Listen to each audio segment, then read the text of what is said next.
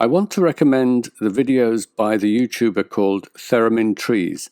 He and his frequent collaborator, Qualia Soup, had a profound effect on my own journey, for which I am forever grateful. His insights are powerful, enlightening, and beautifully articulated. The following clips are merely a tiny taster, and I strongly encourage you to visit his channel. Some of us go through life convinced we possess an almost clinical objectivity, that barring deliberate deceptions or the odd quirky optical illusion, we generally perceive reality as it actually is, and that we make decisions on a firmly rational basis. For over a century, social psychologists have been ripping that fantasy apart, conducting experiments that elicit the most bizarre, counterintuitive human responses, and exposing a gamut of distinct biases, each of which distorts our perception in its own specific way. A landmark concept in social psychology emerged in the 1950s that provided a framework on which to untangle all kinds of paradoxical human behavior. Leon Festinger's theory of cognitive dissonance. It also described arguably the biggest implement in the toolboxes of manipulative groups, who not only rely on it to keep existing members under their influence, but also actively exploit it to recruit new members. Festinger and his colleagues proposed that we seek consistency within our cognitions, our thoughts, emotions, memories, perceptions, and that when we discover an inconsistency, we experience a psychological discomfort that motivates us to try and reduce that conflict. So, what does dissonance look like in action? Say we've been taught to believe all members of Group A are evil. One day, a friend we've always known to be a good person reveals she's a member of Group A. This arouses dissonance because our experience contradicts our belief. We can reduce this dissonance in a number of ways. If we're not hugely invested in the belief, we might opt for method 1, simply adjust our belief. We might, for instance, change it to, not all members of Group A are evil. If we're equally invested in the belief and the friendship, we might try to preserve both, using method 2, denial. We might refuse to believe our friend is a true member of Group A, granting her special exemption because she's just not like those other folks. If we're more invested in the belief than the friendship, we might go for method 3, select confirming information. Here, we cherry-pick information consistent with our belief and ignore information that contradicts it. Any flaws in our friend's behavior or attitudes can be turned against her, while her goodness is ignored. Festinger and his colleagues noted that when we experience dissonance, we'll tend to avoid information or situations that threaten further dissonance. For instance, if we've denied that our friend is a member of Group A, we'll want to avoid the subject in future conversations. Or, if we've used selective information to cast our friend as evil, we might quickly break off contact to avoid giving her the chance to reason with us. But sometimes our response to dissonance is so horrendously distorted that it makes us almost invulnerable to further dissonance, reducing our need for avoidance. For example, say we look for evidence that our friend's evil, but can't find any. What if, time after time, we're confronted with good? How can we possibly preserve our belief that all members of Group A are evil now? Well, all is not as bleak as it seems. We have method 4, repackaging. Believing that no member of Group A could possibly be good, we could repackage our experience of our friend's goodness as something it's not. We might tell ourselves she was only pretending to be good. It was all an act, a deception. And isn't that the most insidious evil of all?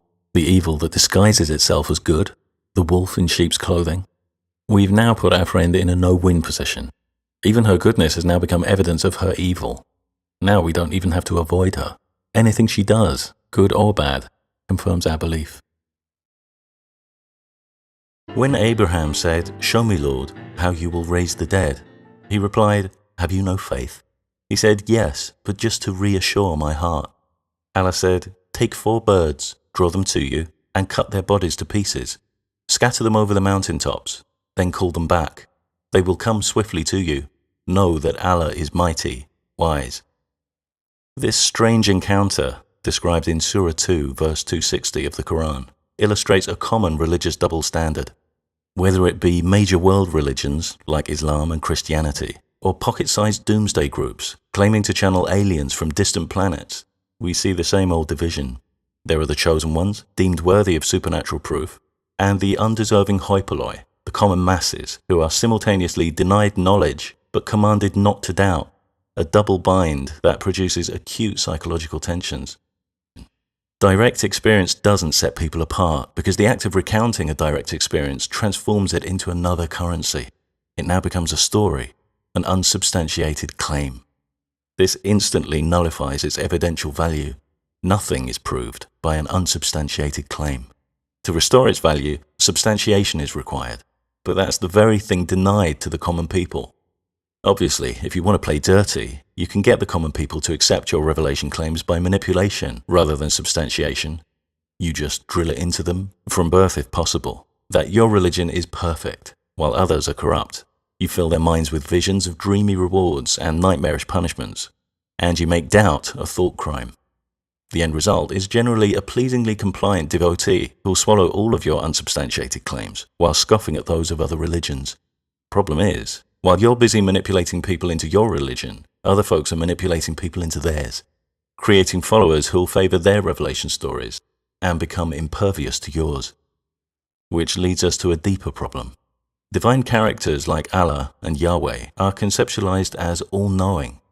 If they existed, they'd know that people indoctrinated into other religions are generally immune to all but their own religion's revelation stories.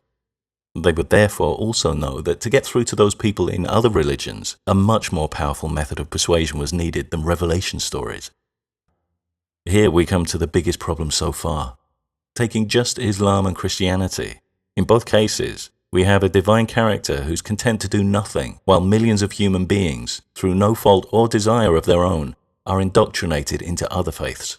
It knows that this indoctrination will create powerful biases in those humans, immunizing them against its religion.